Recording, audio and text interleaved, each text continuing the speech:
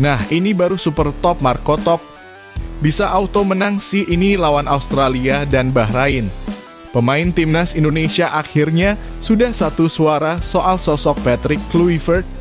Apa ya yang dikatakan pemain timnas? Wah. Ada apa ini? Meski imbang lawan Yaman, kiper timnas Indonesia jadi sorotan negara asing. Apakah akan dilirik klub Eropa? Begini fakta mengejutkannya. Diumumkan hari ini juga, tak berdaya di Piala Asia U20, Indra Syafri beri pengakuan mengejutkan ini. Apakah ia bermaksud mengundurkan diri? Begini fakta mengejutkannya. Nah loh, usai gagal di Piala Asia U20, Ketua Badan Tim Nasional tiba-tiba bandingkan saat era Shin Tae-yong. Kira-kira ada apa ya? Yuk saksikan beritanya hingga selesai.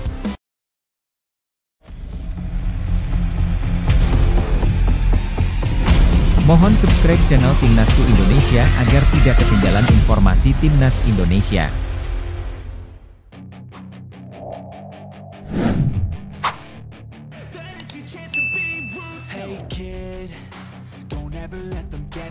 Meski gagal menang lawan Yaman, kiper timnas Indonesia U20 jadi sorotan negara lain.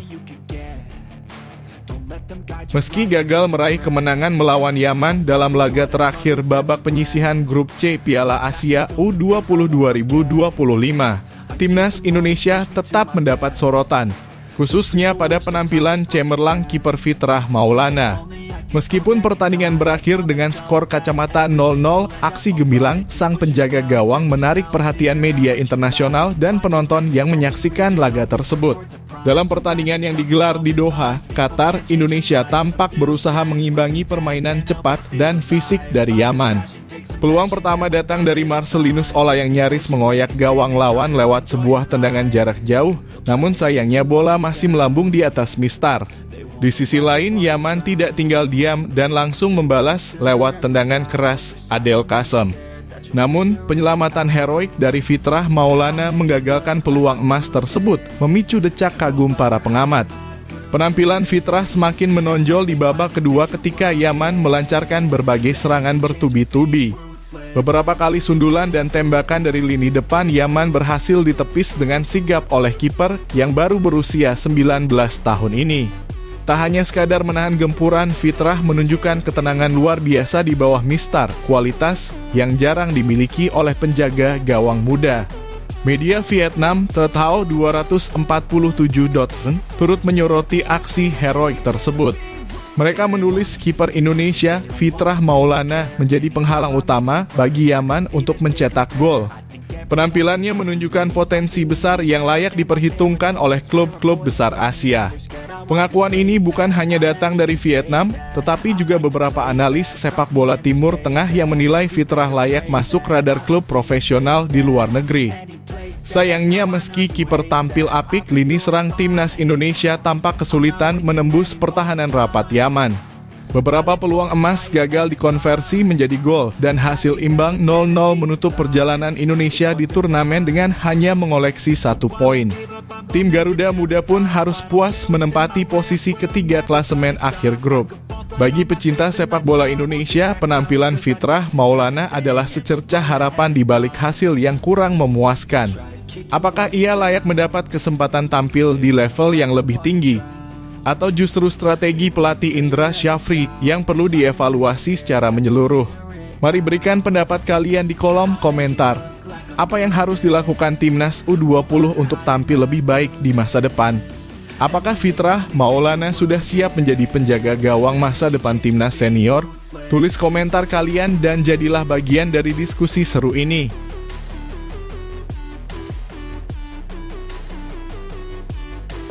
Pemain timnas Indonesia sudah satu suara soal sosok Patrick Kluivert. Kehadiran Patrick Kluivert sebagai pelatih baru timnas Indonesia membawa angin segar bagi skuad Garuda. Setelah resmi menggantikan Shin Tae-yong pada awal Januari lalu, para pemain timnas kini satu suara tentang ekspektasi tinggi mereka terhadap Kluivert dan staf kepelatihannya. Kondisi ini dinilai sebagai modal besar bagi timnas Indonesia dalam menghadapi laga-laga kualifikasi Piala Dunia 2026 mendatang, terutama melawan Australia dan Bahrain. Patrick Kluivert yang pernah membela klub-klub besar seperti Ajax, AC Milan, dan Barcelona dikenal sebagai salah satu legenda sepak bola dunia. Pengalamannya di level tertinggi diharapkan bisa membawa mental juara ke dalam timnas Indonesia. Tidak hanya itu, Kluivert juga membawa beberapa asisten pelatih berpengalaman asal Belanda, seperti Denny Lanzaat dan Alex Pastoor yang dikenal ahli dalam menganalisis dan meracik strategi. Salah satu bintang muda timnas, Marcelino Ferdinand, mengungkapkan rasa optimisme dan antusiasmenya bekerja di bawah asuhan Kluivert. Saya sangat senang dengan kehadiran Patrick Kluivert. Dia adalah legenda besar dengan banyak pengalaman. Saya tidak sabar untuk belajar dari gaya bermain dan taktiknya, ujarnya dalam sebuah wawancara. Marcelino berharap kehadiran Kluivert mampu membangun tim yang solid dan membawa Indonesia lebih dekat ke impian lolos ke putaran final Piala Dunia 2026. Komentar serupa juga datang dari Calvin Verdonk, pemain keturunan Belanda yang memperkuat lini belakang timnas Indonesia. Calvin mengaku bangga bisa dilatih oleh sosok sebesar Kluivert dan menilai para pemain kini semakin kompak dan termotivasi untuk tampil maksimal. Tak hanya Kluivert, kehadiran asisten seperti Alex Pastoor yang dikenal cermat dalam membaca permainan diyakini bakal membuat timnas Indonesia tampil lebih taktis dan terorganisir. Tom Haye, pemain yang berposisi sebagai gelandang, juga menyambut positif susunan staf pelatih baru ini. Kami akan menghadapi dua tim kuat, Australia dan Bahrain. Tapi dengan persiapan dan analisis strategi yang tepat, saya yakin hasil positif bisa diraih, kata Haye. Dengan kekompakan yang semakin kuat dan dukungan dari staf kepelatihan kelas dunia, banyak pengamat memperkirakan timnas Indonesia mampu meraih kemenangan mudah melawan Australia dan Bahrain. Tim ini diyakini sudah memiliki segalanya, pelatih berpengalaman, pemain yang solid, dan rasa kebersamaan yang tinggi. Bagaimana menurut kalian? Apakah Patrick Kluivert mampu membawa timnas Indonesia berjaya di kualifikasi Piala Dunia 2026? Yuk, tuliskan pendapat kalian di kolom komentar. Apa yang harus dilakukan agar timnas bisa semakin solid dan siap menghadapi tantangan? Mari diskusikan bersama.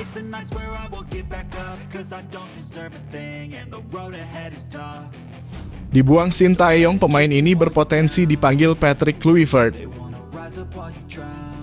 Patrick Kluivert, pelatih baru timnas Indonesia, tampaknya siap membuka lembaran baru dalam pemilihan pemain untuk menghadapi putaran ketiga kualifikasi Piala Dunia 2026.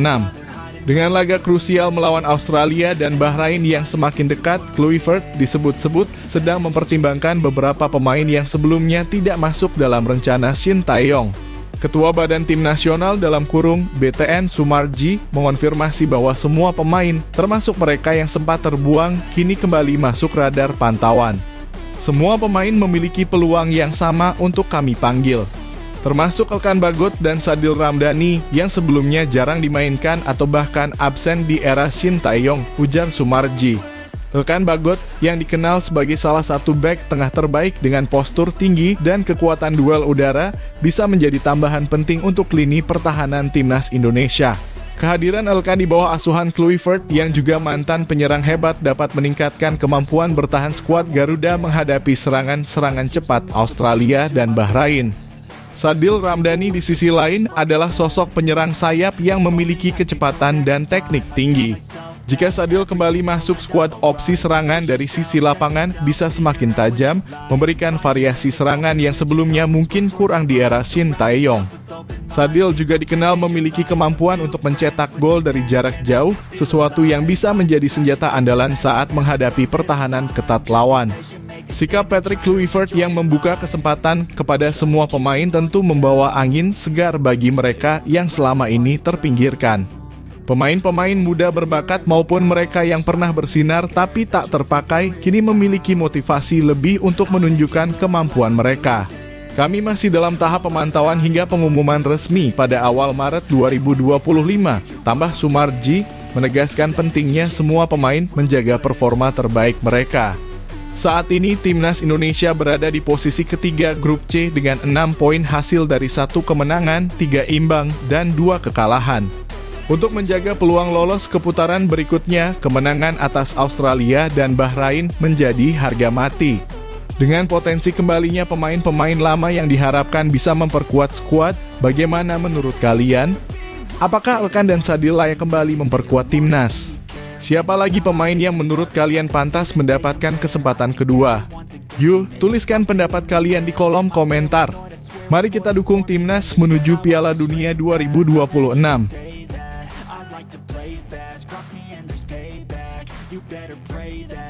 Tak berdaya di Piala Asia U20, Indra Syafri beri pengakuan mengejutkan.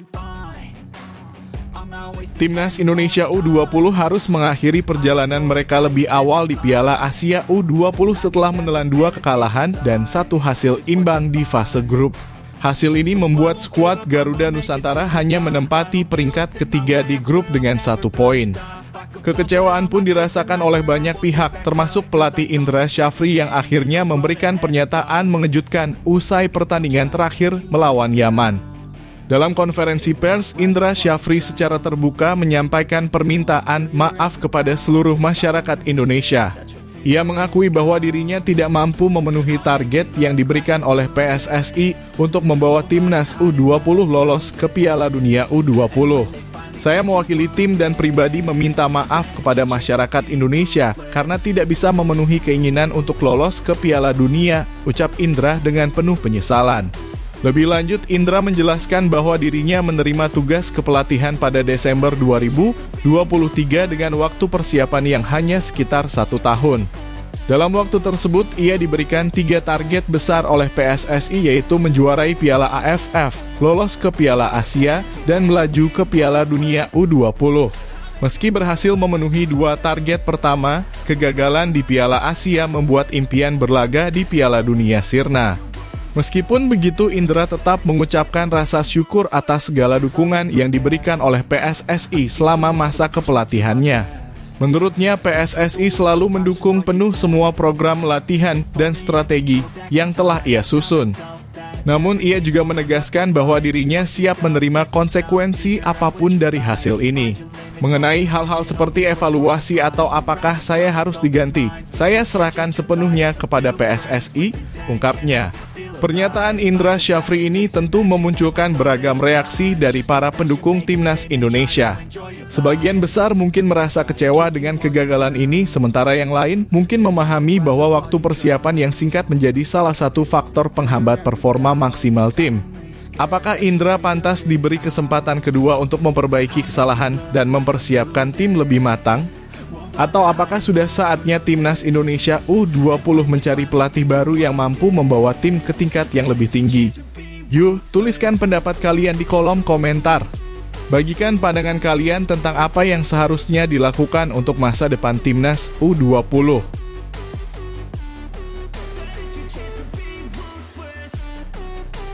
Media Belanda ubah persepsi publik atas Alex Pastoor.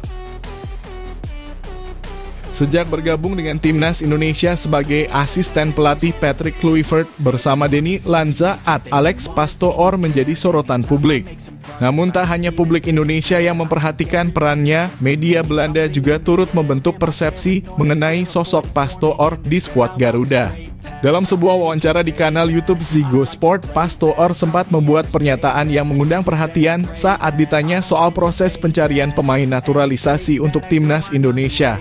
Dengan nada bercanda, ia menyebut bahwa siapa saja yang memiliki sedikit penampilan Asia dan bisa menendang bola akan ia tanyakan dengan antusias apakah mereka memiliki akar keturunan Indonesia.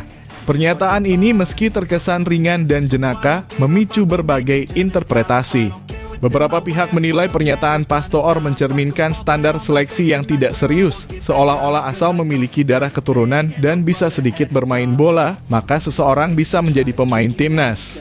Pandangan ini semakin diperkuat dengan pernyataan Pastoor yang menyebut adanya sosok perempuan misterius yang sedang bekerja keras mencari pemain keturunan Indonesia di seluruh dunia. Meski pernyataannya dianggap bercanda, tanggapan dari publik cukup beragam. Ada yang merasa candaan tersebut tidak pantas, terutama jika diartikan sebagai kurangnya standar ketat dalam pencarian pemain berkualitas untuk timnas Indonesia. Namun, ada juga yang menilai pernyataan Pastoor hanyalah gaya humornya yang khas dan tidak perlu dibesar-besarkan. Di sisi lain, latar belakang kepelatihan Pastoor sebetulnya cukup mentereng. Ia telah sukses membawa 3 klub Belanda Excelsior, Sparta Rotterdam, dan Almere City Promosi ke Eredivisie. Dengan pengalaman dan kepiawaiannya dalam menganalisa pertandingan, ia diharapkan mampu memberikan dampak positif bagi performa timnas Indonesia. Meski belum tiba di Indonesia, Pastoor menunjukkan keseriusannya dengan mempelajari sejarah dan geografi Indonesia serta menonton aksi timnas saat berlaga di kualifikasi Piala Dunia 2026. Tim Garuda sendiri saat ini berada di peringkat ketiga grup C di bawah Australia dan Jepang, dan Pastoor diharapkan mampu membantu timnas berebut tiket ke Piala Dunia 2026. Namun setelah menjalani beberapa tugasnya, Pastoor kini telah kembali ke Belanda dan kembali menjalani profesinya sebagai pandit pertandingan, termasuk saat menganalisa laga Liga Eropa antara AZ, Alkmaar, dan Galatasaray. Bagaimana menurut kalian soal pernyataan Alex Pastoor ini? Apakah candaan tersebut bisa diterima atau justru menunjukkan bahwa proses seleksi pemain harus lebih diperketat? Tulis pendapat kalian di kolom komentar.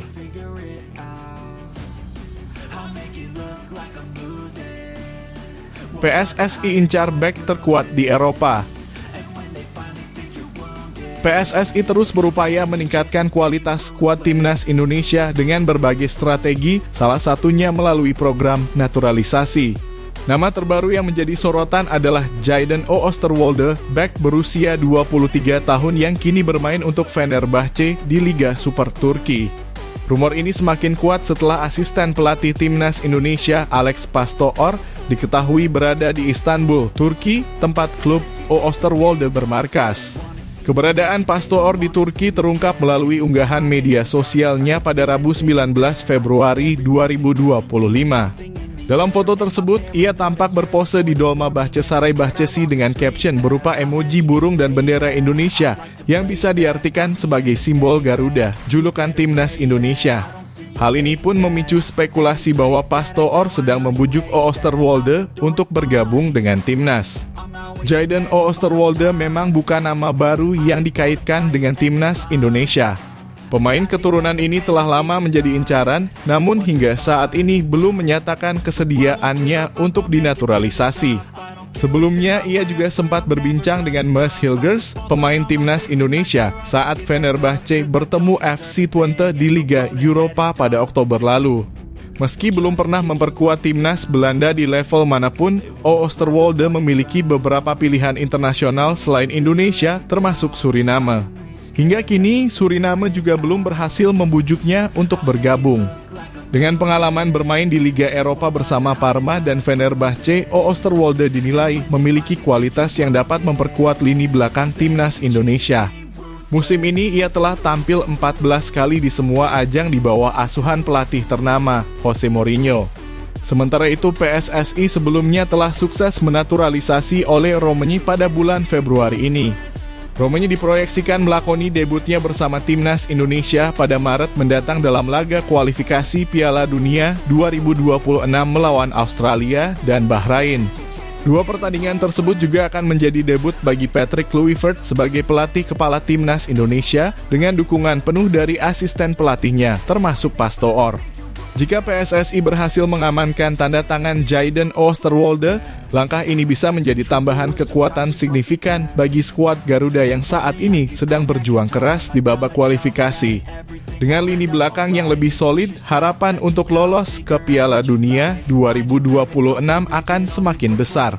Lalu, bagaimana pendapat kalian tentang kemungkinan Oosterwolde bergabung dengan timnas Indonesia? Apakah ini langkah tepat untuk memperkuat skuad Garuda atau ada hal lain yang perlu dipertimbangkan? Tulis opini kalian di kolom komentar.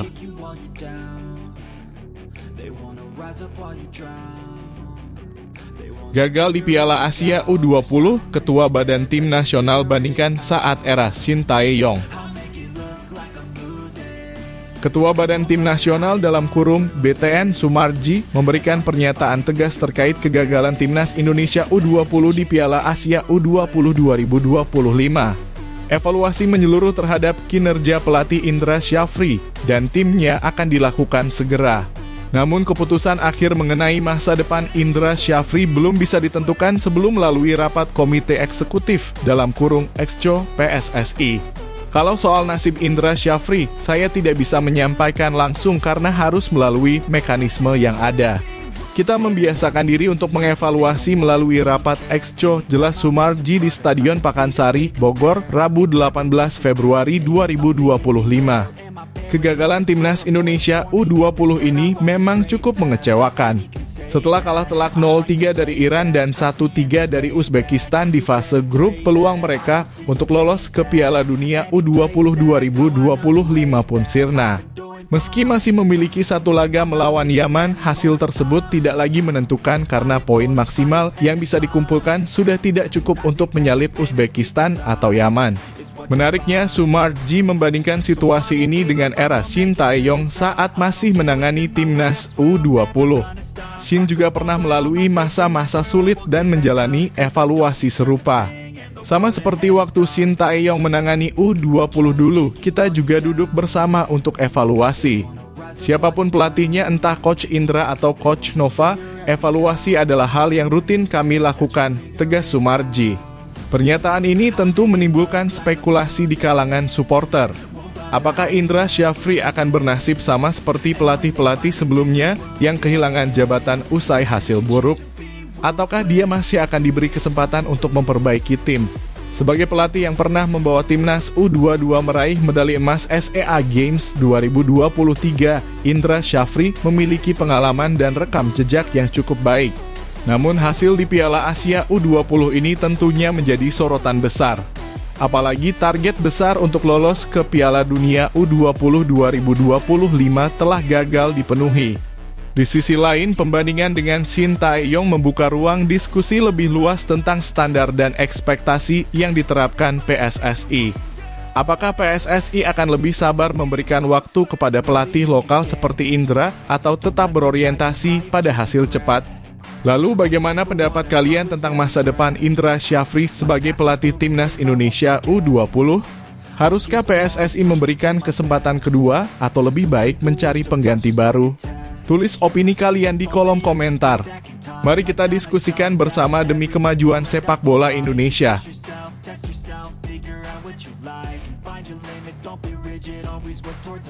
Jairo Riedewald mendarat, siapa pemain Timnas Indonesia yang tergusur?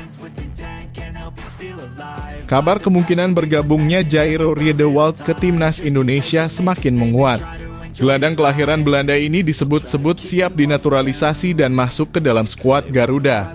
Asisten pelatih Denny Lanzaat bahkan mengonfirmasi bahwa mereka terbuka menerima kedatangan pemain berpengalaman seperti Jairo. Jika benar terjadi, ini bisa menjadi ancaman serius bagi beberapa pemain yang selama ini menghuni lini tengah timnas. Jairo Riedewald memiliki pengalaman bermain di Premier League, kompetisi yang dikenal sebagai salah satu liga terberat di dunia. Dengan kemampuan bermain sebagai gelandang bertahan dan bek tengah, ia menjadi sosok serba bisa yang sangat diandalkan. Kemampuan ini tentu berpotensi merebut posisi utama di bawah arahan Patrick Kluivert, membuat persaingan semakin ketat dan menuntut pemain lain bekerja lebih keras. Salah satu nama yang paling mungkin tergeser adalah Nathan Chuaon. Awalnya Nathan bermain di posisi bek kiri, tetapi karena persaingan ketat dengan Calvin Verdong, ia dipindahkan ke lini tengah. Sayangnya penampilannya bersama Swansea City musim ini kurang memuaskan. Nathan hanya tampil 3 kali dan jarang mendapatkan kesempatan turun di laga penting. Patrick Kluivert sebelumnya menegaskan bahwa menit bermain di klub adalah salah satu indikator utama dalam menentukan siapa yang dipanggil ke timnas. Jika Jairo bergabung, peluang Nathan makin menipis. Ivar Jenner juga berisiko kehilangan tempatnya. Sebagai gelandang termuda di timnas, Ivar memang menunjukkan perkembangan pesat dengan 16 penampilan dan 1.882 menit bermain bersama Jong Utrecht musim ini. Namun, karena Jong Utrecht bermain di kasta kedua Liga Belanda, pengalaman yang ia miliki dianggap masih minim dibandingkan Jairo. Kehadiran pemain berpengalaman seperti Jairo akan menambah tantangan bagi Ivar untuk membuktikan dirinya tetap layak dipertahankan. Ricky Kambuaya adalah nama lain yang harus waspada. Penampilannya bersama Dewa United di BRI Liga 1 2024-2025 cukup impresif dengan 2 gol dan 5 assist. Namun Ricky terakhir kali memperkuat timnas pada Maret 2024 saat menghadapi Vietnam. Jika Jairo resmi bergabung, Ricky harus berjuang lebih keras untuk merebut perhatian Patrick Kluivert yang dikenal menghargai kontribusi nyata dan konsistensi di lapangan. Dengan potensi hadirnya Jairo Riedewald, persaingan di lini tengah timnas akan semakin panas. Namun, apakah kehadirannya akan membawa dampak positif atau justru mengurangi kesempatan bagi pemain-pemain lokal? Bagaimana pendapatmu? Yuk, tuliskan di kolom komentar siapa yang menurutmu layak mendapat tempat di lini tengah timnas Indonesia.